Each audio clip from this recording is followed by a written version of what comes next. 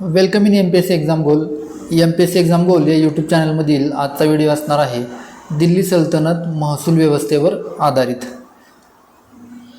तर प्रश्न काय आहे, सुलतानशाहीच्या शासनकाळामध्ये खालीलपैकी कोणता कर अनुक्रमे हिंदू आणि मुस्लिम जमीनदाराकडून घेतला जात असे?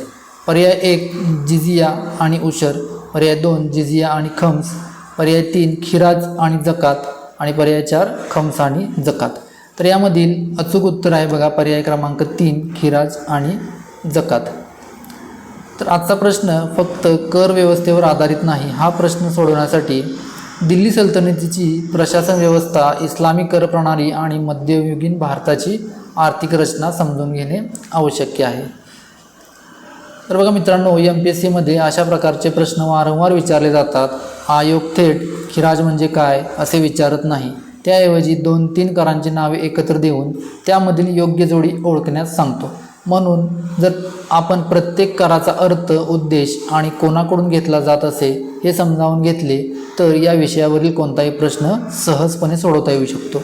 आज आपण अगदी सुरुवातीपासून हा विषय समजून घेऊया. तत्पूर्वी नवीन विद्यार्थ्यांनी आपलं MPSC एक्झाम गोल चॅनल सबस्क्राईब करून ठेवायचं आहे आणि व्हिडिओ जर आवडला तर व्हिडिओ लाईक करायचा आहे. तर दिल्ली सल्तनतीची कर व्यवस्था आपण समजून घेऊया.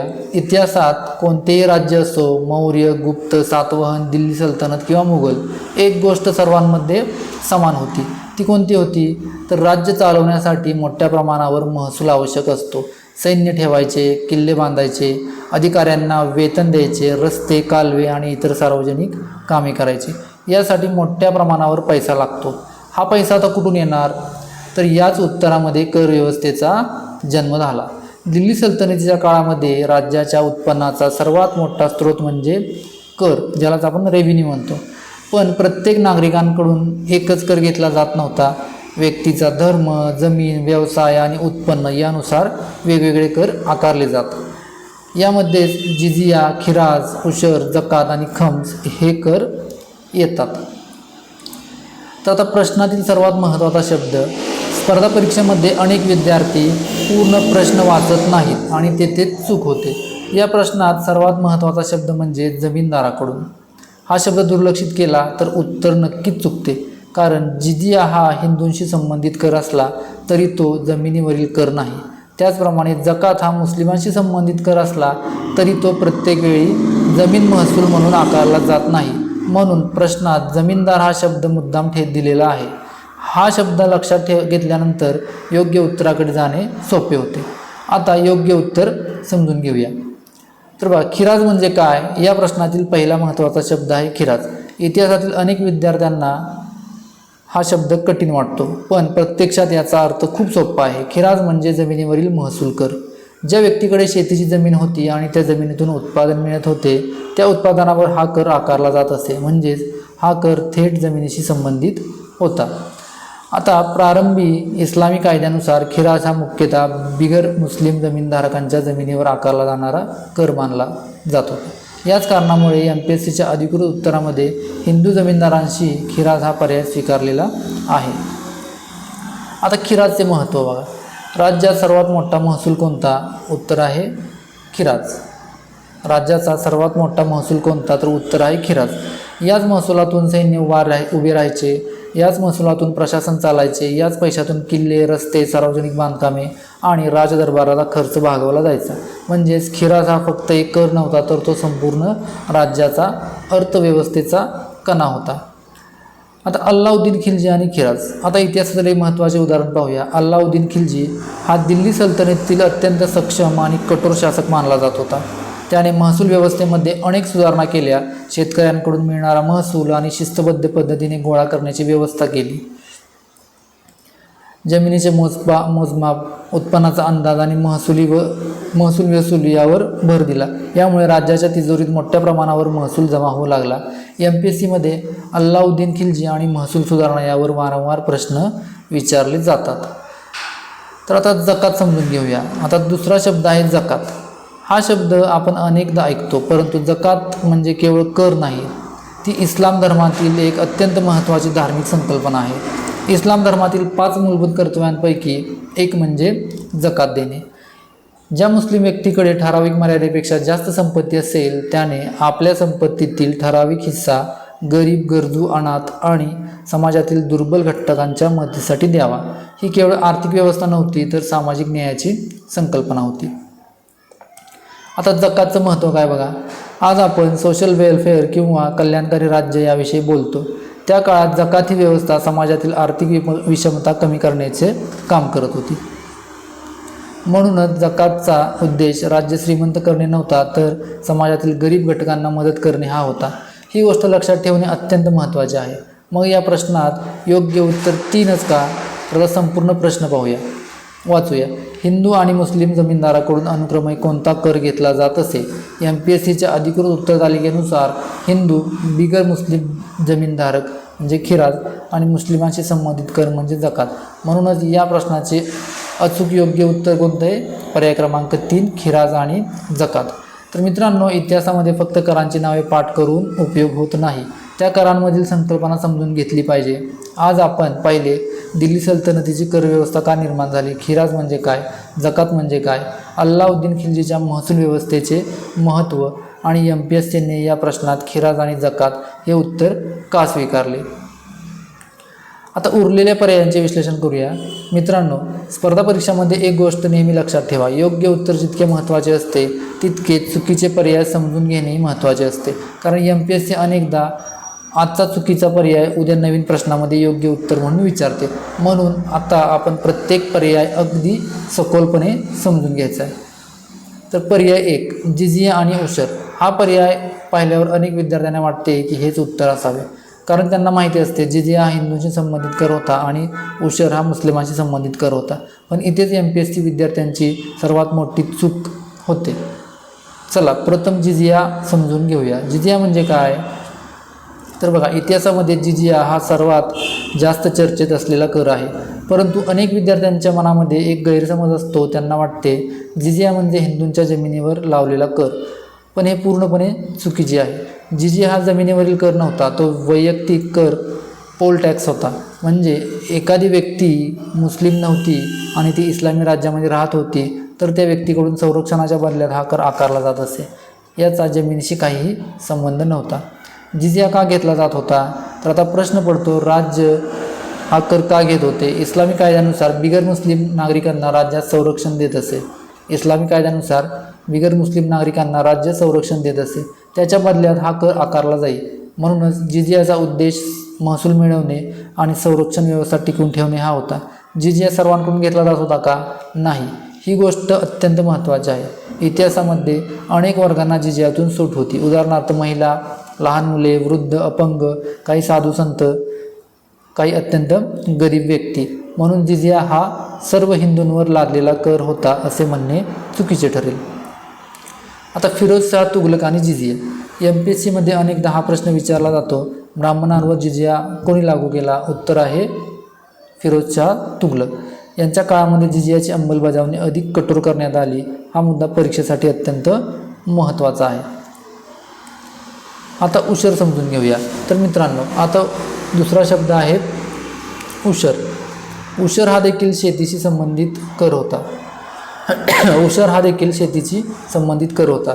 हा कर फक्त मुस्लिमांच्या मालकीच्या जमिनीवर लागू होत असे. उशर कसा आकारला जात असे? तर बघा, उशरचा अर्थ समजून घेण्यासाठी आपण शेतीकडे पाहूया. समजा एका मुस्लिम शेतकऱ्याच्या शेतामध्ये 100 पोती धान्य पिकले, तर त्यामधील ठराविक हिस्सा राज्याचा कर म्हणून द्यावा लागत असे. हा हिस्सा जमिनीच्या प्रकारावर आणि सिंचनावर अवलंबून असेल. जर शेती नैसर्गिक पावसावर अवलंबून असेल तर कराचे प्रमाण वेगळे आणि कृत्रिम सिंचन असेल तर वेगळे. म्हणूनच उशरचा संबंध कृषी उत्पादनाशी आहे. मग पर्याय 1 चुकीचा का? आता प्रश्न पुन्हा पाहूया. हिंदू आणि मुस्लिम जमीनदाराकडून अनुक्रमे कोणता कर घेतला जात असे? इथे पहिलाच कर दिला आहे जिझिया. आणि आपण पाहिले जिझिया हा जमिनीवरील महसूल कर नाही, तो वैयक्तिक कर आहे. याच कारणामुळे हा पर्याय चुकीचा ठरतो. परीक्षेसाठी लक्षात ठेवण्याच्या ट्रिक, एक छोटी ट्रिक लक्षात ठेवा. जी म्हणजे जीव म्हणजे व्यक्ती आणि जिझिया व्यक्तीवरील कर. खी म्हणजे खेत जमीन, खिराज म्हणजे जमिनीवरील कर. ही ट्रिक लक्षात ठेवली तर आयुष्यात कधीही जिझिया आणि खिराज यामध्ये गोंधळ होणार नाही.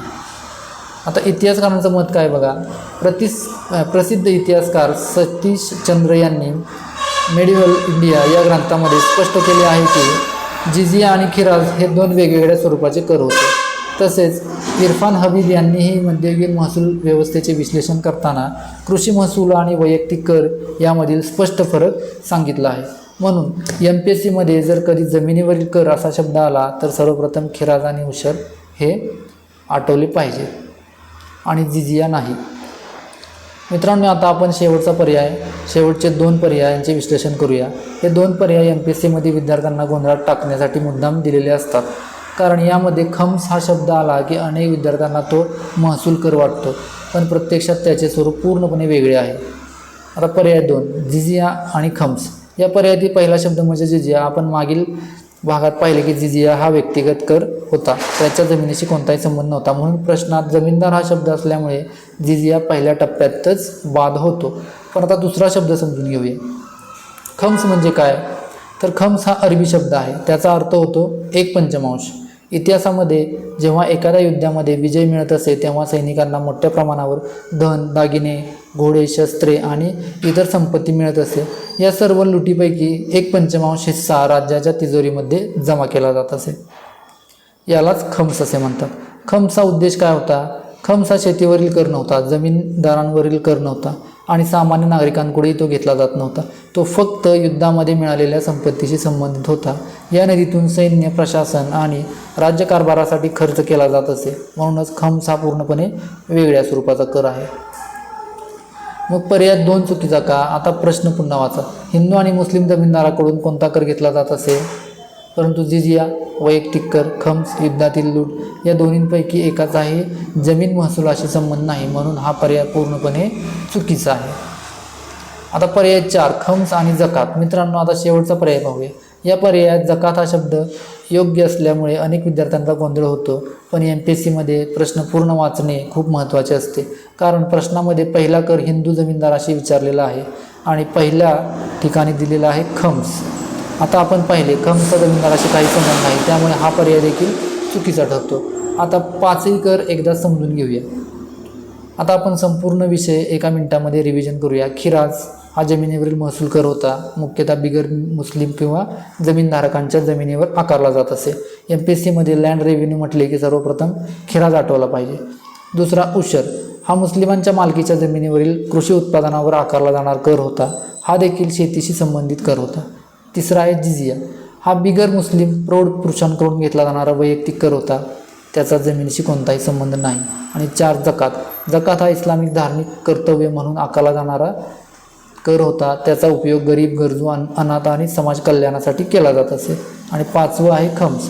युद्धामध्ये मिळालेल्या लुटीच्या मालमत्तेतील 1/5 हिस्सा म्हणजे खम्स.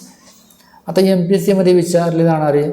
MPSCमध्ये वारंवार विचारणारे मुद्दे. मित्रांनो, या विषयावर आयोग वेगवेगळ्या पद्धतीने प्रश्न विचारतो. उदाहरणार्थ, जिझिया कोणाकडून घेतला जात असेल, खिराज कोणत्या कराला म्हणतात, उशर कोणाशी संबंधित आहे, खम्सचा संबंध कोणाशी आहे, जकातचा उद्देश काय आहे. म्हणून फक्त उत्तर पाठ करू नका, संकल्पना समजून घ्या. लक्षात ठेवणारी सुपर ट्रिक: खिराज बरोबर खेत बरोबर जमीन महसूल, उशर बरोबर मुस्लिम शेती, जिझिया बरोबर जीव, व्यक्ती, वैयक्तिक कर आणि जकात बरोबर धार्मिक दान, खम्स बरोबर युद्धातील 1/5 लूट. तर ही लक्षात ठेवण्याची सुपर ट्रिक आहे बघा. MPSC POQ स्पेशल टिप काय बघा. MPSCला एक गोष्ट खूप आवडते, ती म्हणजे लँड रेव्हेन्यू आणि रिलिजन टॅक्स यामधील फरक विचारणे. जर प्रश्नामध्ये जमीन, महसूल, शेती, कृषी उत्पादन असे शब्द दिसले तर सर्वप्रथम खिराज आणि उशर आठवा. आणि जर प्रश्नामध्ये व्यक्तिगत कर, बिगर मुस्लिम, संरक्षण कर असे शब्द आले तर लगेच जिझिया आठवला पाहिजे. तसेच धार्मिक दान, गरिबांना मदत, इस्लामचे 5 कर्तव्य असे शब्द दिसले तर उत्तर जकात असेल. आणि युद्ध, लूट, 1/5 हिस्सा असे शब्द दिसले तर कोणताही विचार न करता खम्स लिहायचे. मित्रांनो, आज आपण फक्त एका प्रश्नाचे उत्तर पाहिले नाही तर दिल्ली सल्तनतीची संपूर्ण कर व्यवस्था समजून घेतलेली आहे.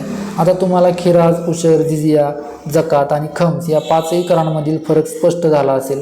त्यामुळे MPSC किंवा सरळ सेवा परीक्षांमध्ये या विषयावर कोणताही प्रश्न आला तर तुम्ही आत्मविश्वासाने उत्तर देऊ शकाल. आणि म्हणूनच सुलतानशाहीच्या शासन काळात हिंदू आणि मुस्लिम जमीनदाराकडून अनुक्रमे घेतला जाणारा कर या प्रश्नाचे MPSCचे अधिकृत उत्तर आहे पर्याय क्रमांक 3 खिराज आणि जकात. एक गोष्ट कायम लक्षात ठेवा, MPSCमध्ये उत्तर पाठ करून गुण मिळत नाही. उत्तरामागील इतिहास समजून घेतला तर कोणताही पर्याय बदलला तरी प्रश्न चुकत नाही. हीच सवय तुम्हाला स्पर्धा परीक्षेमध्ये इतरांपेक्षा वेगळं ठरवते. तर विद्यार्थी मित्रांनो, तुम्हाला जर आमचे व्हिडिओ आवडत असतील तर व्हिडिओ नक्की लाईक करा, शेअर करा. अशाच महत्त्वपूर्ण व्हिडिओसाठी MPSC एक्झाम गोल हे चॅनल सबस्क्राईब करून ठेवा. धन्यवाद. भेटूया पुढच्या व्हिडिओमध्ये अशाच महत्त्वाच्या एका नवीन प्रश्नासोबत.